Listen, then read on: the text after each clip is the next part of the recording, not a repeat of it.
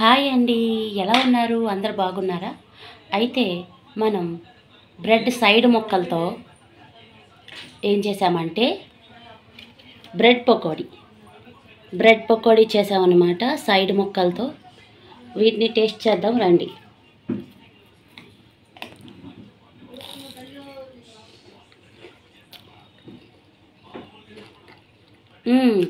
చాలా బాగుందండి. మీరు కూడా ఒకసారి ట్రై చేయండి. టేస్ట్ చేసి ఎలా ఉందో చెప్పండి. ఎలా చేయాలో చూసేద్దాం, వచ్చేయండి. నిన్న కాక మొన్న తెలిసిన వాళ్ళు అమ్మతో బ్రెడ్ హల్వా చేయించుకున్నారండి. అయితే బ్రెడ్ హల్వా చేయడానికి సైడ్ ముక్కలు తీసేస్తారు కదా, ఆ సైడ్ ముక్కలు అమ్మ పడేద్దామంటే, ఎందుకమ్మా నాకు ఇవ్వు, నేను నీకు స్పెషల్గా ఒకటి చేసిస్తాను అని చెప్పి అవి ముక్కలన్నీ గ్యాదర్ చేసుకొని ఇప్పుడు వాటితో నేను బ్రెడ్ పకోడీ చేశానండి. చూడండి ఎలా చేశానో చూసేద్దాం, వచ్చేయండి. హాఫ్ కప్పు మైదా తీసుకొని ఫుల్ కప్పు శనగపిండి తీసుకున్నామండి. ఉప్పు, కారం, పసుపు తగినంత తీసుకొని చక్కగా ఇక్కడ నేను కలిపిన విధంగా వాటర్ వేసుకొని కలుపుకొని పక్కన పెట్టుకోవాలండి. తర్వాత ఆ బ్రెడ్ ముక్కల్లో సగం బ్రెడ్ ముక్కలు తీసుకొని మిక్సీ పట్టేసుకొని ఒక బౌల్లో తీసుకొని పక్కన పెట్టుకుందామండి. ఇలా పక్కన పెట్టుకున్న తర్వాత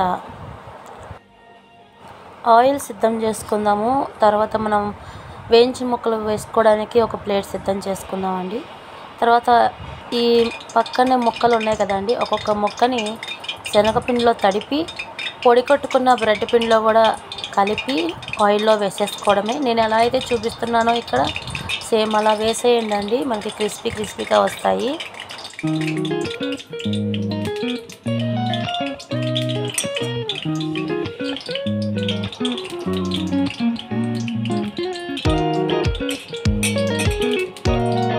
ఆయిల్ బాగా వేడెక్కిన తర్వాతే వేసుకోవాలండి, అప్పుడే మనకి క్రిస్పీ బ్రెడ్ పకోడీ అనేది వస్తుంది.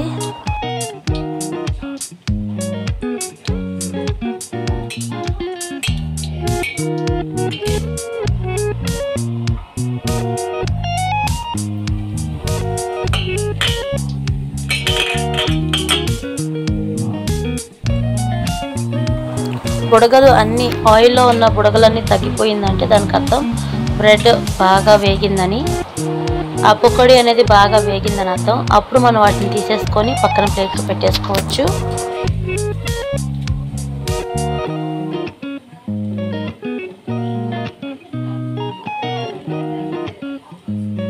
వచ్చేస్తానుండు.